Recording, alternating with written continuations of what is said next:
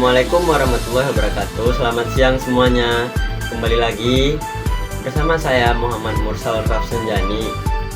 Jadi pada pertemuan kedua ini, materi yang akan dibahas adalah pengantar public speaking. Dalam proses pembelajaran, dosen membuka kelas dengan mengajukan berbagai pertanyaan yang relevan dengan topik pembelajaran hari itu. Pertanyaan-pertanyaan tersebut bertujuan untuk menggali pemahaman kita awal mahasiswa sekaligus membangun keterlibatan sejak awal perkuliahan. Nah, mahasiswa pun akan menunjukkan partisipasinya yang aktif dengan menyampaikan pendapat, berbagai pengalaman, serta menjawab pertanyaan secara baik dan terarah. Suasana kelas menjadi lebih hidup karena terjadi interaksi dua arah antara dosen dan mahasiswa. Nah, jadi di dalam penjelasan public speaking ini dipahami sebagai kemampuan berbicara di depan kelompok orang secara terstruktur dengan tujuan menyampaikan pesan, memberikan informasi, mempengaruhi maupun menghibur audiens.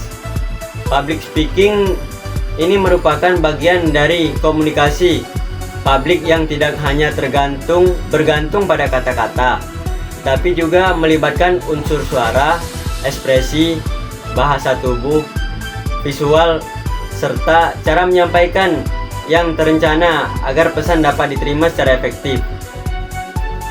Nah, dosen juga akan menekankan bahwa kemampuan public speaking ini memiliki peran yang penting dalam kehidupan akademik maupun profesional. Banyak orang sukses memiliki kemampuan komunikasi yang baik karena dia mampu menyampaikan ide-idenya dengan jelas dan meyakinkan orang lain.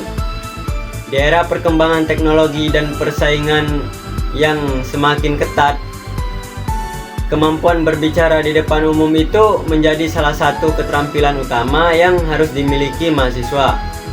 Nah, hal ini juga tidak hanya berkaitan dengan presentasi di kelas, tetapi juga diskusi, wawancara kerja, dan di dunia organisasi serta dunia kerja di masa depan. Dalam pembahasan ini juga dijelaskan bahwa masih terdapat tanggapan bahwa public speaking adalah bakat alami. Namun, materi menegaskan bahwa kemampuan berbicara di depan umum dapat dipelajari dan dikembangkan melalui latihan serta praktik yang berkelanjutan. Hambatan yang paling sering dialami mahasiswa adalah rasa gugup, kurang percaya diri, takut salah, dan takut dinilai buruk oleh orang lain. Perasaan tersebut merupakan hal yang wajar, tetapi dapat diatasi melalui persiapan yang baik dan pengalaman tampil secara bertahap. Materi ini kemudian menyoroti prinsip dasar dalam public speaking, yaitu mengenali diri sendiri, mengenali audiens, dan menguasai materi. Mengenal diri sendiri berkaitan dengan kepercayaan diri, gaya komunikasi, serta kekuatan dan kelemahan yang dimiliki. Mengenali audiens itu membantu pembicara menyesuaikan bahasa, contoh, dan cara menyampaikan agar lebih mudah dipahami. Sementara itu, penguasaan materi itu menjadi faktor utama agar si yang berbicara ini berbicara dengan lancar dan meyakinkan.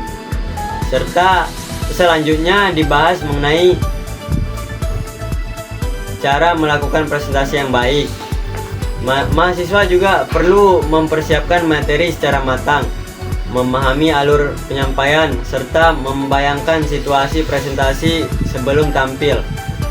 Saat berbicara, pembicara dianjurkan menjaga kontak mata dengan bahasa tubuh yang mendukung, memilih bahasa yang jelas, mengatur intonasi suara, serta menggunakan humor secara tepat agar audiens tetap fokus dan tidak merasa bosan.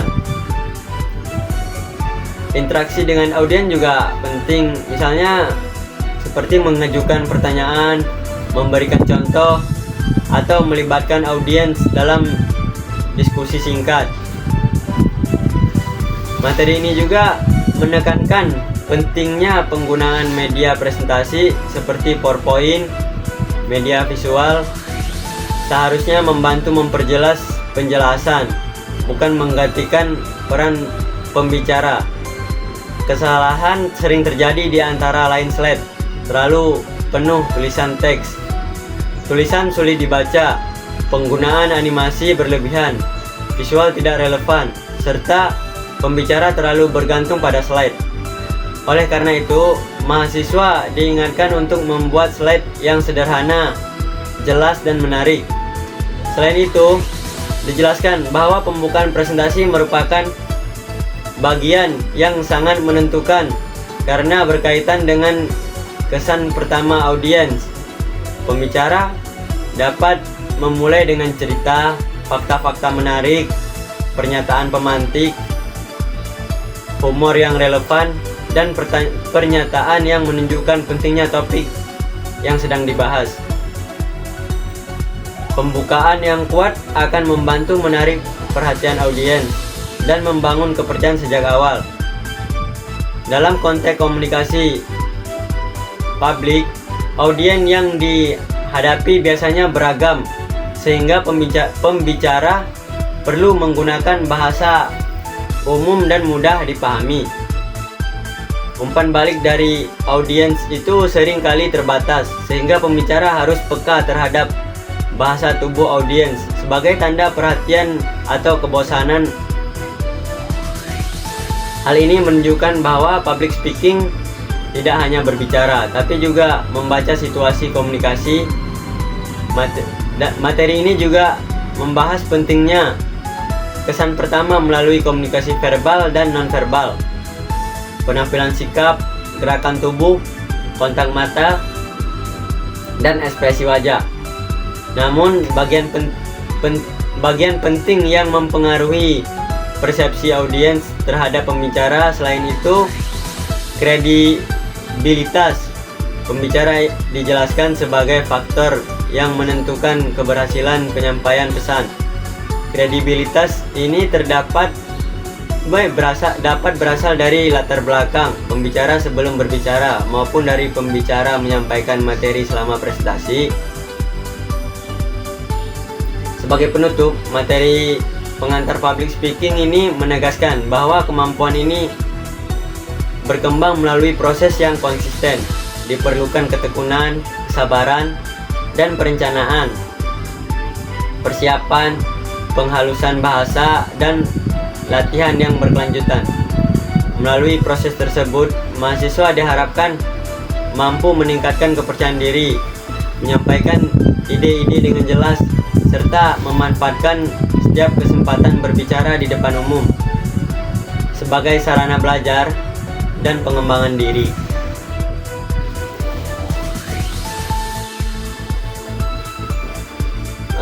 Sekian materi yang bisa saya sampaikan. Assalamualaikum warahmatullahi wabarakatuh.